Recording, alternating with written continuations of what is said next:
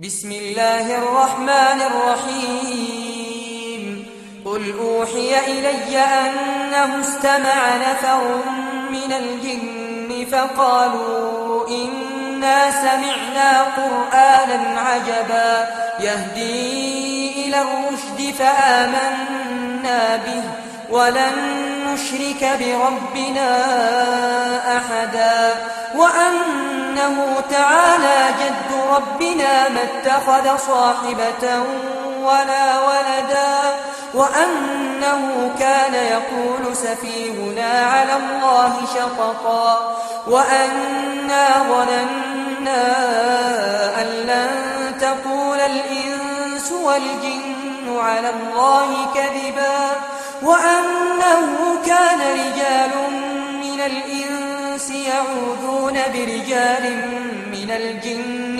فزادوهم رهقا.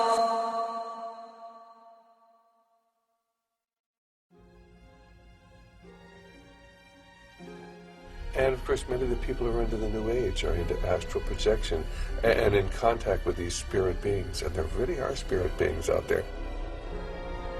They refer to them as the Masters of Wisdom, or the Great White Brotherhood, or the Enlightened Ones. And they believe that they are guiding society. These are actually demonic forces and demonic beings. And of course, they can materialize and disappear. The average individual says, oh, that can't be true. And yet it is true. And when you talk to the people who are dealing with this, they come in contact with us many times. They have accessed this other dimension, which is truly a demonic dimension. And of course, tragically, it's becoming increasingly apparent here in America as we turn our back on God, and we're not really a secular society. We've gone from being a Christian society to a secular society, and now a society dominated by the occult forces, of which are intent upon ruling the world. If it's true that the Roriks were in contact with the spirit realm, is it then possible that these same powers could have somehow influenced the design of the dollar bill?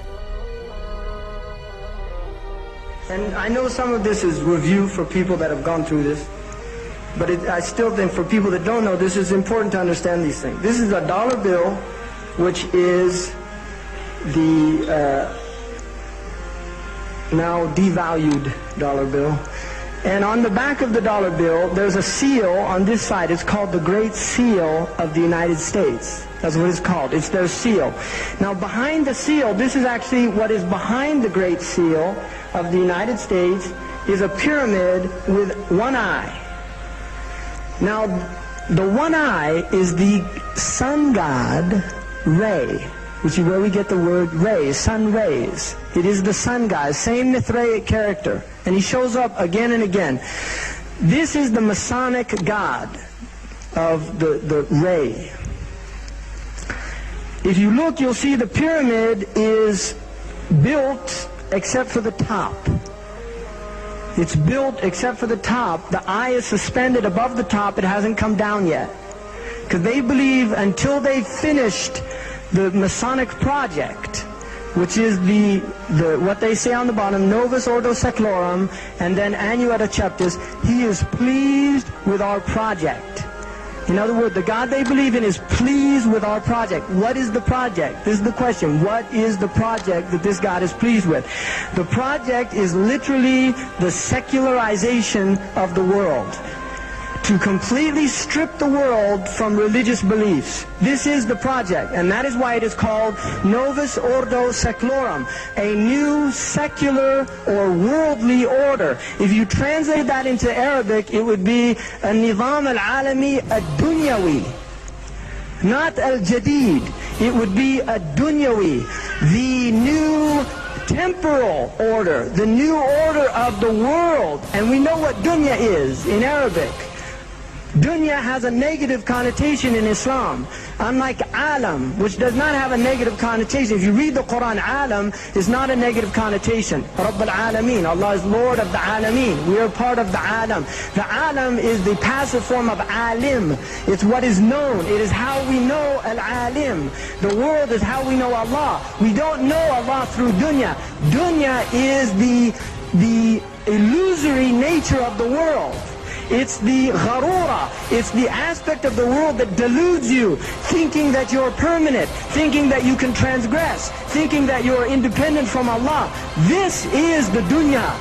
Zionists do not, as they claim, represent the Jewish people. They like to claim they represent the Jewish people, but they most certainly do not. Anti-Zionism is not anti-Semitism. Authentic Orthodox Jews totally oppose Zionism. They sympathize entirely with the Palestinian cause, and they protest the wrongs that are done to them. We want to say that whatever happens, if the Arabs will recognize the state of Israel, we as a Jewish people are forbidden to recognize even 1 inch of Jewish sovereignty. We are commanded by God. We're not a nationalism. We are commanded by God that we're forbidden in exile to have even 1 inch of sovereignty, even if it will be handed to us.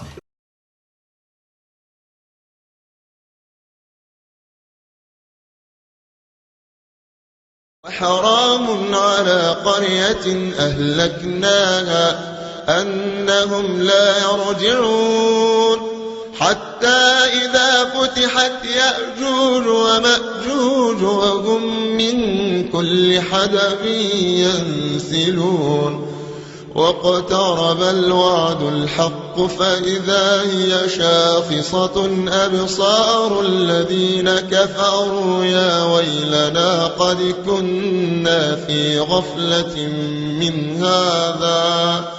من هذا بل كنا ظالمين.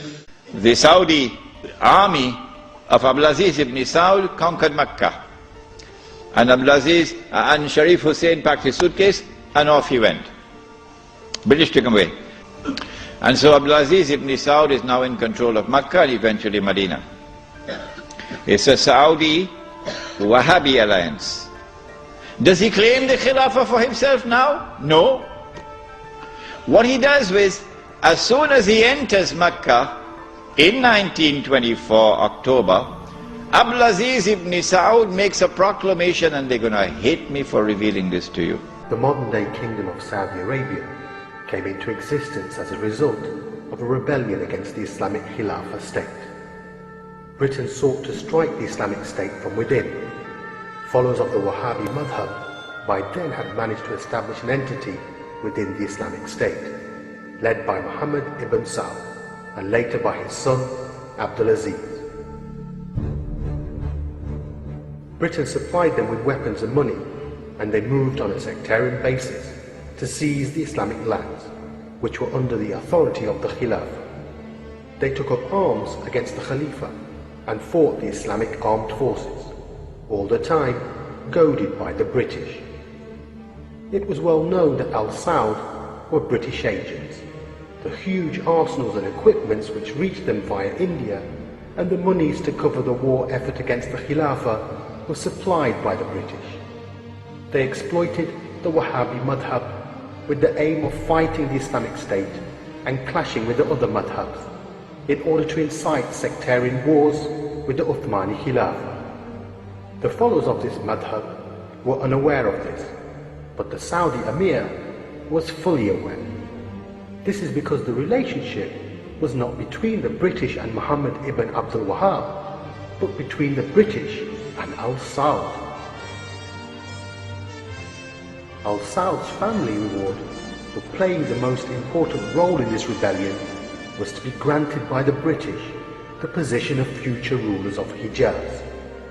They had so much trust and confidence in their British masters and were so arrogant of their possession that they called it Saudi on September the 23rd, 1933, the only state in the world to be named after a family.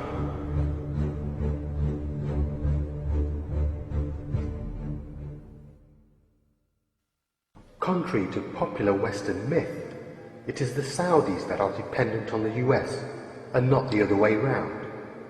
The relationship is one in which the Saudi regime has no leverage over the US, while the US exerts almost total control over the regime, with the power to remove the regime overtly or covertly.